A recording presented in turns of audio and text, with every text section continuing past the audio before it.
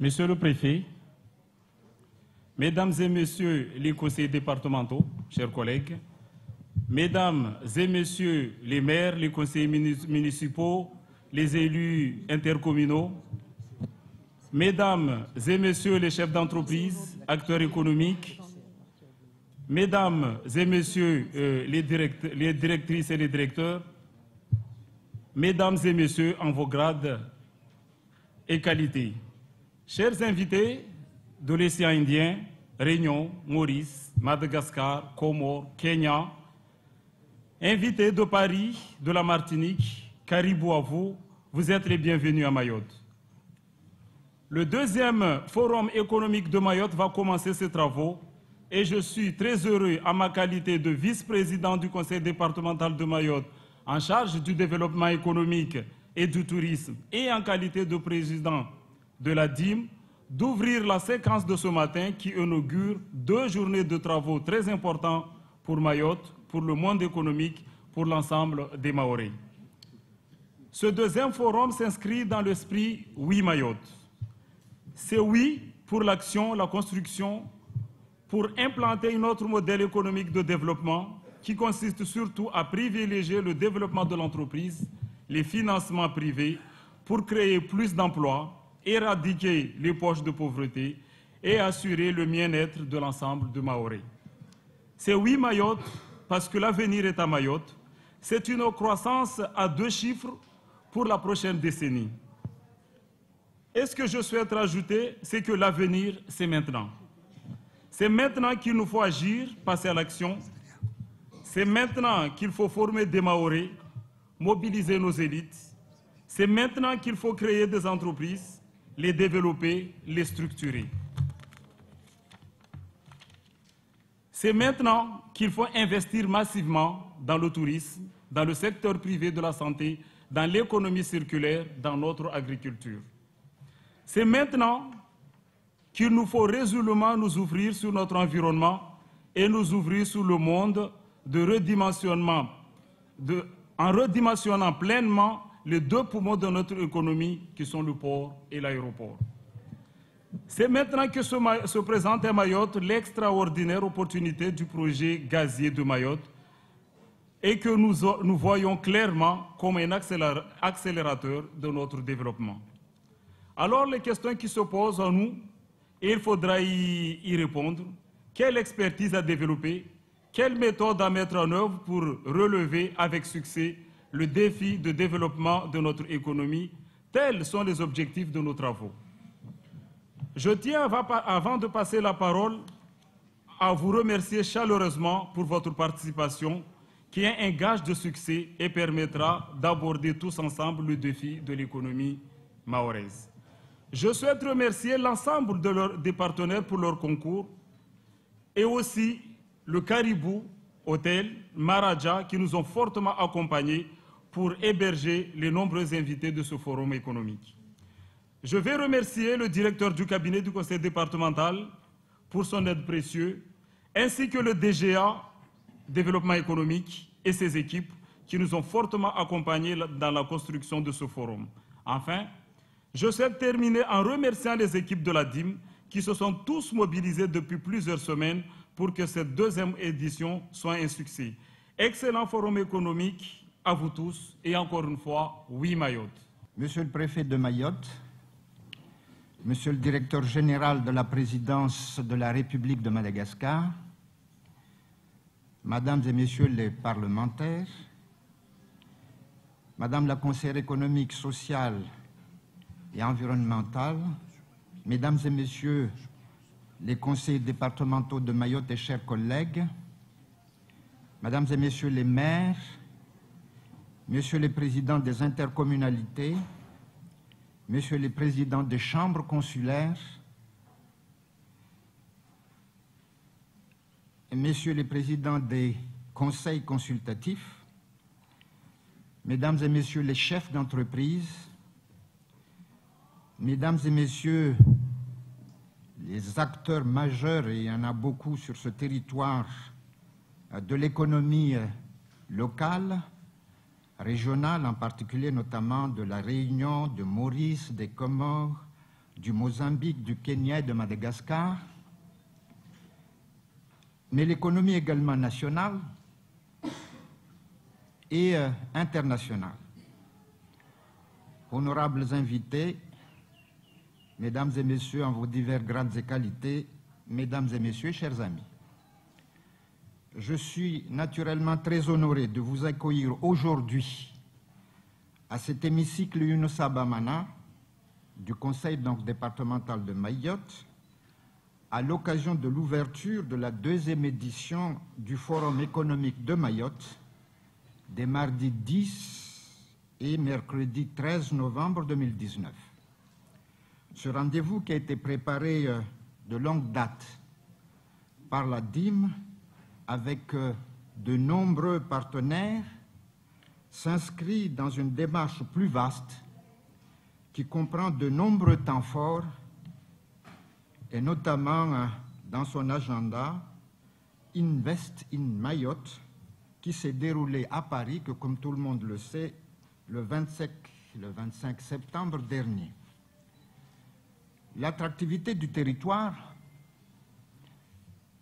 inscrit dans l'axe 3 de notre plan de mandature, a pour finalité la promotion du développement du territoire et de favoriser le mieux vivre ensemble à Mayotte et des Mahorais. C'est tout le sens de notre forum économique qui, pendant ces 2 jours, mettra en évidence les extraordinaires atouts et potentialités de notre département. Le 101e département de Mayotte et de France est sans doute le seul territoire de France qui bénéficiera d'une croissance à 2 chiffres au cours de la prochaine décennie. Le premier défi de notre île est bien entendu celui du bien-être et de l'employabilité de sa population qui atteindra, selon les prévisions de l'INSEE, la barre des 400 000 habitants à l'horizon 2030. Ce challenge sera principalement relevé grâce à un développement économique soutenu, à la mise en chantier des grands projets d'investissement et à la formation de nos jeunes, notamment, avec pour corollaire la création d'emplois.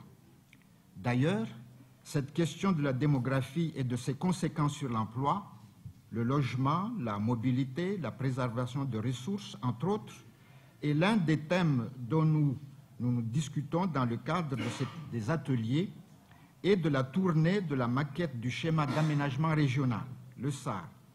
Autant d'enjeux forts que le Conseil départemental s'attache à mettre en œuvre pour notre département. À cet effet, les collectivités et surtout l'État réalisent, j'ai eu l'occasion de le dire au président de la République, Emmanuel Macron, lors de notre entrevue le 22 octobre dernier, un effort considérable, sans précédent, avec le contrat de convergence et de transformation qui prévoit un investissement, on l'a déjà dit, de plus de 1,6 milliard d'euros sur 3 ans et demi. Il offre une réelle consistance, mais plus encore, un appui significatif pour accompagner activement le développement économique de Mayotte et de ce fait, celui de sa population.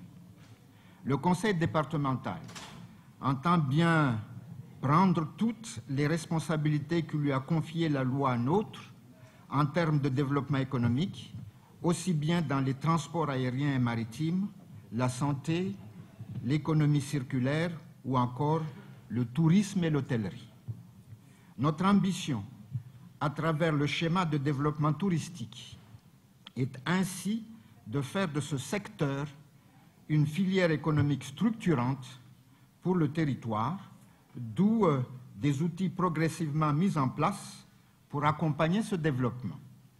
Je pense aux dispositifs financiers pour les porteurs de projets tels que les aides à l'investissement, le prêt d'honneur, les fonds européens et naturellement le contrat de convergence et au-delà du contrat de convergence, le plan de convergence. Le département propose des aides indirectes, telles que l'accompagnement à la création et au développement des entreprises, comme le prévoient les conventions d'objectifs et de moyens que nous avons signées le 24 juin dernier avec nos partenaires économiques pour un total de plus de 8 millions d'euros investis de façon pluriannuelle.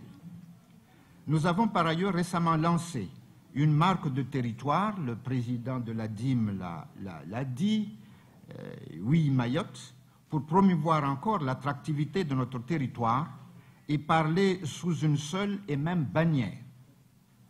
Les entreprises et les secteurs économiques locaux y ont été étroitement associés et nous aiderons, je l'espère, à la faire vivre. Aussi, en décembre 2018, le Conseil départemental a signé une convention tripartite avec l'État et la Caisse de dépôt et consignation pour la mise en œuvre du plan d'action régional en faveur de l'entrepreneuriat féminin. Et depuis, nous avons octroyé une aide financière et technique dédiée aux initiatives des femmes créatrices d'entreprises pour un total de 66 000 €, soit 22 personnes accompagnées par ce dispositif. Un mot sur l'économie sociale et solidaire, laquelle représente à Mayotte 14% des entreprises qui génèrent 23% de l'emploi privé dans notre île, avec un tissu composé de 281 établissements donc de l'ESS, parmi lesquels 249 associations, 28 coopératives et 4 mutuelles, dans des domaines aussi variés que l'économie circulaire, l'éducation, l'action sociale ou la santé.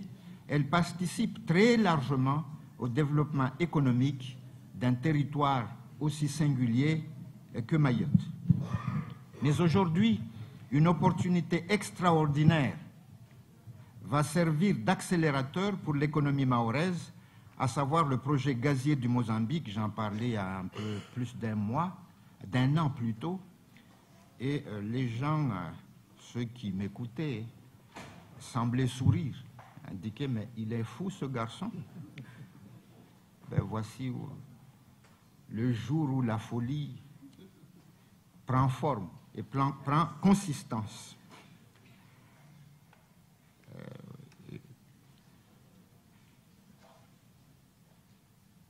L'économie mahoraise, donc à savoir le projet gazier du Mozambique, qui se situe dans la logique de la stratégie indo-pacifique de la France et dans laquelle Mayotte souhaite prendre toute sa place, mais rien que sa place. Je rappelle que le 17 octobre 2018, notre Assemblée délibérante a adopté le cadre stratégique de coopération décentralisée et d'action internationale, donnant ainsi corps à un des engagements forts de notre plan de mandature 2015-2021. Ce document que nous venons de publier et qui est ici disponible rassemble en préambule les orientations politiques, l'environnement régional, les relations diplomatiques, la présence de Mayotte dans les organisations régionales. Ensuite, le cadre juridique, les outils financiers, les objectifs et principes d'action, c'est-à-dire les priorités détaillées de la direction de l'effort principal de notre département. Il est donc en lien direct avec les thématiques de ce forum économique. Nous souhaitons vivement que nos travaux puissent contribuer à développer les synergies permettant de libérer tout le potentiel que Mayotte, tête de pont de la France et de l'Europe dans le canal de Mozambique, porte en elle pour en faire un territoire où il fait bon vivre, un territoire innovant. Le schéma régional de développement économique, d'innovation et d'internationalisation de Mayotte incarne cette volonté de valoriser nos atouts, de dynamisme démographique, de notre jeunesse, de notre culture, de nos richesses naturelles, de notre positionnement géostratégique, d'un territoire convivial, authentique et stable, garanti par les statuts à la fois de DOM et de RUP. Il est aussi une réponse à nos besoins de rattrapage, accroître notre niveau de qualification, développer nos équipements et infrastructures, investir dans l'innovation, attirer les investisseurs, équilibrer notre territoire tout en préservant notre environnement. Le succès de cette démarche réside dans notre capacité de savoir interagir en équipe et vous êtes donc les acteurs privilégiés de cette dynamique. Monsieur le Président du Conseil départemental, cher Monsieur le Président, merci de nous accueillir dans cet amphithéâtre du Conseil départemental. Monsieur le Président de la DIM, merci d'organiser ce deuxième forum économique ici, à l'attention des chefs d'entreprise mahorais, mais également de tous les intérêts économiques du bassin. Chers élus, je salue également les représentants, nos amis malgaches, de l'Union des Comores et de tous les États insulaires ou continentaux qui sont représentés à l'occasion de ce forum. Monsieur le Président de la Chambre de commerce et d'industrie, naturellement, merci de votre présence et de vos messages. Je voudrais, mesdames et messieurs, de façon tout à fait informelle, avant que vos travaux ne puissent débuter, donner deux axes à mon discours. Le premier s'adresse à tous ceux qui sont porteurs d'intérêts économiques ici. Le second visera peut-être à mobiliser derrière le président du conseil départemental l'énergie, la compétence, le savoir-faire qui nous seront indispensables si nous voulons exister face au projet gazier du canal du Mozambique. D'abord, vous avez évoqué, Monsieur le Président, le contrat de convergence.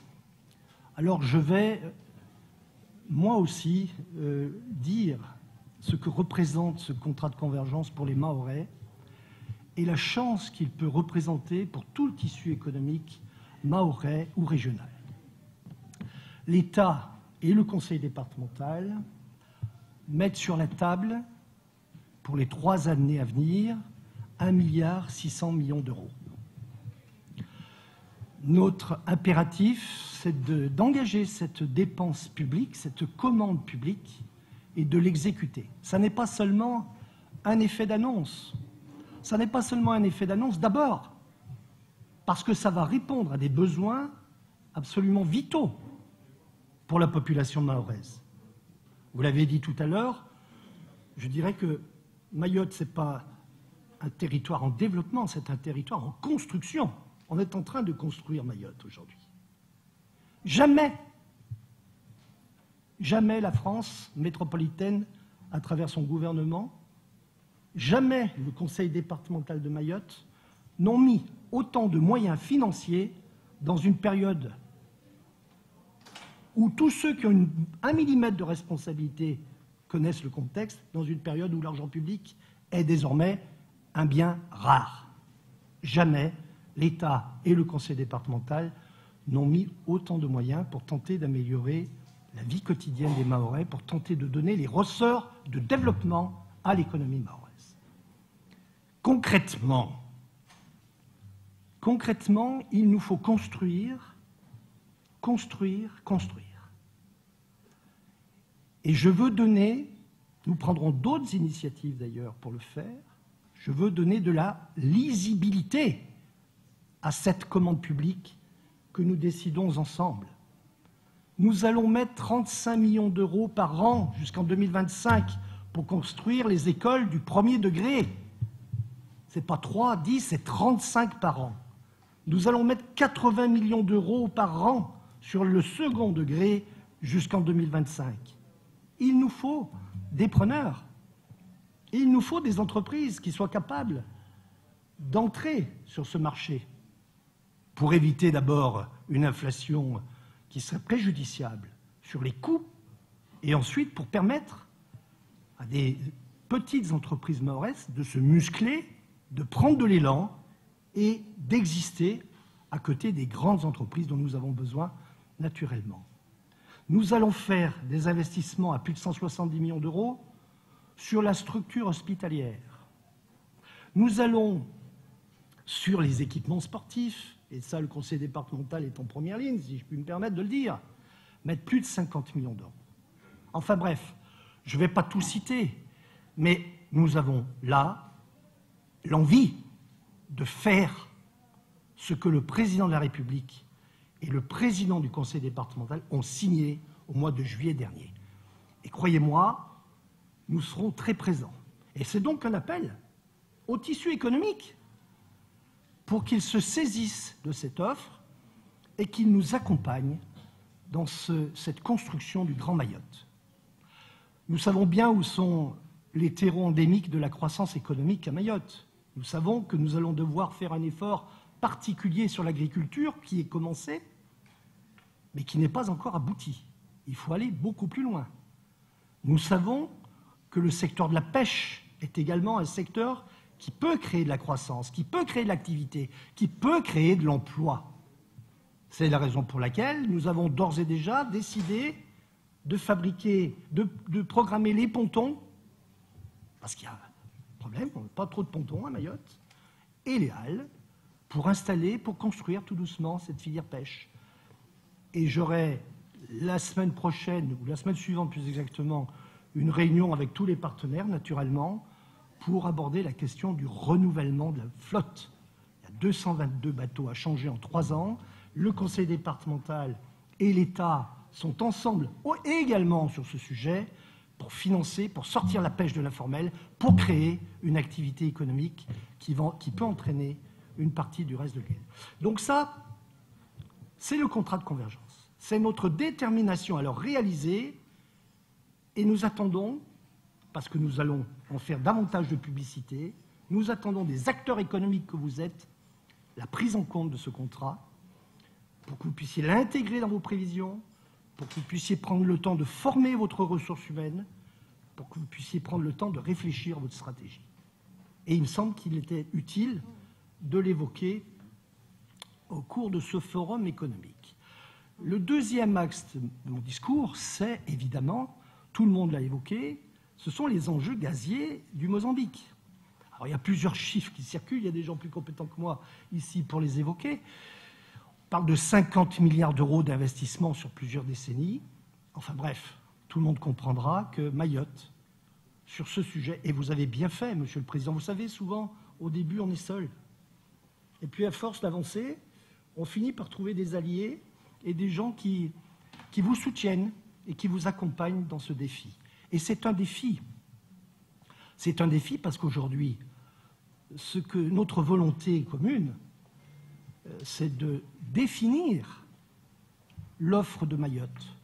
L'ensemble pétro-gazier qui est représenté ici, je crois, a des habitudes de travail qui sont très ancrées.